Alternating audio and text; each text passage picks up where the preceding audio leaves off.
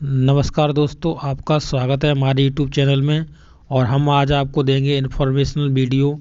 अगर आप कर रहे हैं यूपी ट्रिपल एससी से होने वाले किसी भी एग्ज़ाम्स की तैयारी, तो आपको क्या करना है। अब उसके लिए आपको एक प्रिलिमिनरी एग्ज़ाम्स आपका कंडक्ट कराया जाएगा। उसका सिलेबस आपका आ चुका है। तो जब तक आप पीईटी नहीं करते, ठीक है, जब तक आप पीईटी क्वालिफाई नहीं करते तब तक के आप कोई भी ट्रिपल एससी से होने वाले एग्ज़ाम्स में आप नहीं बैठ पाएंगे।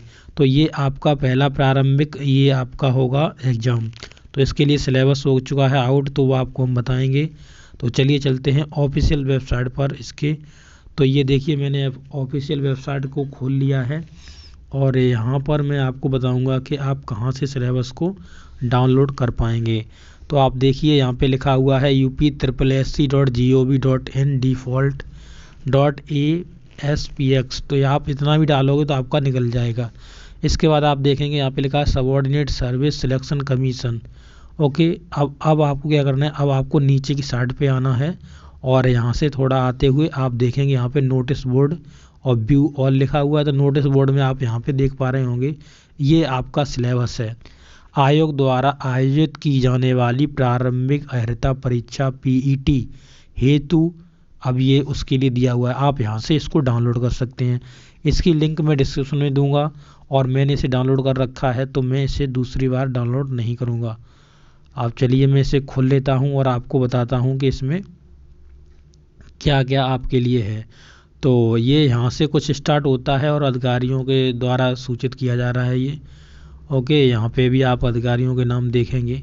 तो यहाँ से आपके लिए पढ़ने के लिए है। देखिए, तो नंबर 2 पॉइंट से देखिए यहाँ पे। अब दूसरे पॉइंट से आपको यहाँ पे पता चलेगा कि आपको किस तरीके से करना है। देखिए, अब यहाँ पे लिखा हुआ है नंबर 2 से, इस संबंध में मुझे यह कहने का निर्देश हुआ है कि संदर्भित पत्र द्वारा उपलब्ध कराए गए प्रस्तावानुसार प्रारंभिक अर्हता परीक्षा प्रिलिमिनरी एलिजिबिलिटी टेस्ट, ठीक है, ऐसे करेंगे पीईटी परीक्षा के लिए कार्यक्रम एवं पाठ्यक्रम निम्नवत अनुमोदित प्रदान किया गया है। तो ये आपका होगा। तो यहाँ पे देखिए लिखा हुआ है, यहाँ पे आप देखेंगे तो लिखा हुआ है उत्तर प्रदेश अधीनस्थ सेवा चयन आयोग द्वारा आयोजित की जाने वाली प्रारंभिक अर्हता परीक्षा पीईटी हेतु प्रस्तावित पाठ्यक्रम। प्रश्नों की संख्या होगी आपकी 100 और पूर्णांक भी आपका 100 नंबर का होगा। परीक्षा की अवधि होगी 2 घंटे की। तो आपको 2 घंटे मिलेंगे। अब देखिए, इसमें कितने विषय इन्होंने दिए हुए हैं और विषय के अंतर्गत क्या पूछा जाएगा। तो भारतीय इतिहास, इंडियन हिस्ट्री में आपको किस किस टॉपिक से पूछेगा। तो सिंधु घाटी की सभ्यता, वैदिक संस्कृति, बौद्ध धर्म, गौतम बुद्ध जीवनी एवं शैलियाँ, जैन धर्म, महावीर जीवन एवं शैलियाँ, मौर्य वंश अशोक सम्राट से, गुप्त वंश में आपको समुद्रगुप्त और चंद्रगुप्त द्वितीय के बारे में, हर्षवर्धन राजपूत काल, ये सब आपको कितने का आएगा, 5 नंबर का। ये सेक्शन हिस्ट्री वाला कितने का आएगा, 5 नंबर का आएगा। और इसमें ये टॉपिक्स पूछे जाएंगे, ये भी उसी में टॉपिक इंक्लूड हैं। ये सल्तनत काल, मुगल साम्राज्य, मराठा, ये वाले सब किस में हैं, इसी में इंक्लूड हैं।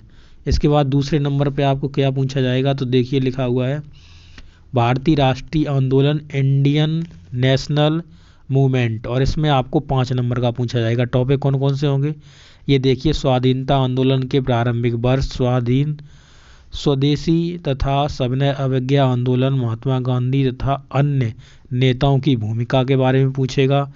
क्रांतिकारी आंदोलनों तथा उग्र राष्ट्रपात का उदय पूछेगा। विधायी संशोधन एवं ब्रिटिश इंडियन एक्ट 1935, भारत छोड़ो आंदोलन, आज़ाद हिंद फौज तथा नेता सुभाष चंद्र बोस, ये आपके कितने का आएगा, इंडियन नेशनल मूवमेंट यानी भारतीय राष्ट्रीय आंदोलन। तो ये आपके 5 नंबर के पूछे जाएंगे। इसी प्रकार से अगर भूगोल के सेक्शन में आप आएंगे तो यहाँ पे देखिए, भूगोल के सेक्शन में आपको देखिए ज्योग्राफी, तो भारत एवं विश्व का भौतिक भूगोल पूछेगा। नदियाँ, नदियों की घाटी, भूजल संसाधन, पर्वत पहाड़ियाँ तथा हिमनद, मरुस्थल तथा शुष्क क्षेत्र, वन, खनिज संसाधन विशेष भारत में, ठीक है। भारत एवं विश्व का राजनीतिक भूगोल, जलवायु तथा मौसम, टाइम जोन, और आपका जनसांख्यिकी परिवर्तन का प्रवास, ये आपका कितने का आएगा, 5 नंबर का आएगा भूगोल। इसके बाद आप चौथे सेक्शन पर आएंगे तो यहाँ पे देखिए लिखा हुआ है भारतीय अर्थव्यवस्था, इंडियन इकोनॉमी। और इंडियन इकोनॉमी भी आपकी कितने की पूछी जाएगी, 5 नंबर की। और इसमें लिखा हुआ है, इसमें टॉपिक कौन कौन से के, भारतीय अर्थव्यवस्था 1947 से 1991 तक, और योजना आयोग तथा पंचवर्षीय योजनाएं आपकी पूछी जाएंगी। मिश्रित अर्थव्यवस्था का विकास, निजी सार्वजनिक क्षेत्र, हरित क्रांति, दुग्ध विकास एवं आपका ऑपरेशन फ्लड, बैंकों की राष्ट्रीयता, सुधार वर्ष 1991 से आर्थिक सुधार तथा उनके बाद की अर्थव्यवस्था 2014 के पश्चात के आर्थिक सुधार। तो 2014 के पास कितने कितने सुधार हुए हैं, कृषि सुधार, ढांचागत सुधार, श्रम सुधार, इनके बारे में आपको पूछा जाएगा। आपको पूछा जाएगा आर्थिक सुधार और जीएसटी के बारे में भी पूछा जाएगा, इसमें ये इंक्लूड कर दिया है इन्होंने। अब देखिए नंबर 5 पे आपको क्या देखना है, तो देखिए भारतीय संविधान एवं लोक प्रशासन, तो Indian constitution and public administration. तो इससे आपके पूछे जाएंगे भारतीय संविधान में किसका, 5 नंबर का ये है आपका पूरा सेक्शन।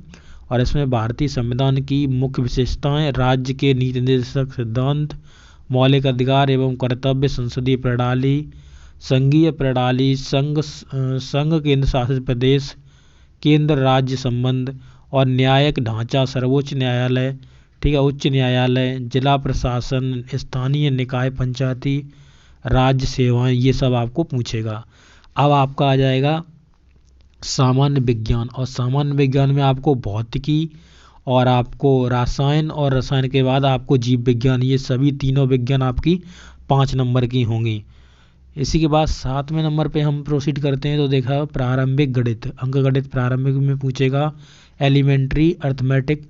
तो इसमें आपको पूर्ण संख्याओं के बारे में, भिन्न दशमलव के बारे में, प्रतिशतता, साधारण ब्याज, अंकगणितीय समीकरण, वर्गमूल्य एवं वर्गमूल्य और वर्ग आपको पूछेगा, घातांक एवं घात पूछेगा, औसत पूछेगा। तो ये सब पूरा मैथ 5 नंबर का आपका ओनली आएगा।